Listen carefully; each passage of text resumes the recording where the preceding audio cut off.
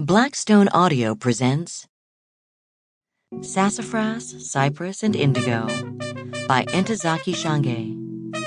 Read by Allyson Johnson. Copyright 1982 by Ntozake Shange. Recorded by arrangement with Ntozake Shange and Russell and Vulcaning, Incorporated. Acknowledgements.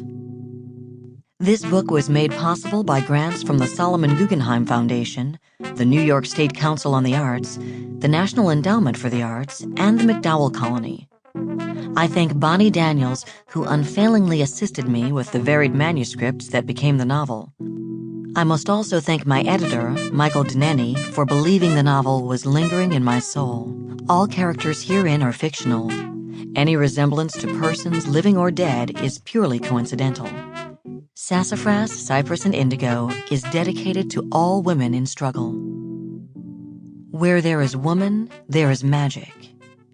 If there is a moon falling from her mouth, she is a woman who knows her magic, who can share or not share her powers. A woman with a moon falling from her mouth, roses between her legs, and tiaras of Spanish moss, this woman is a consort of the spirits. Indigo seldom spoke. There was a moon in her mouth. Having a moon in her mouth kept her laughing. Whenever her mother tried to pull the moss off her head or clip the roses round her thighs, Indigo was laughing. "Mama, if you pull 'em off, they'll just grow back. It's my blood. I've got earth blood, filled up with the Geechees long gone, and the sea."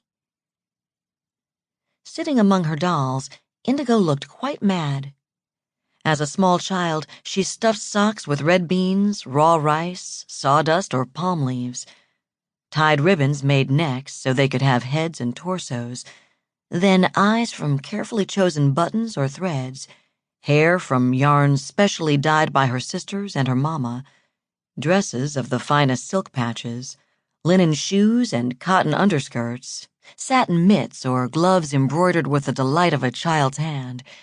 These creatures were still her companions, keeping pace with her changes, her moods and dreams, as no one else could.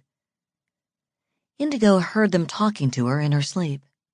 Sometimes, when someone else was talking, Indigo excused herself. Her dolls were calling for her.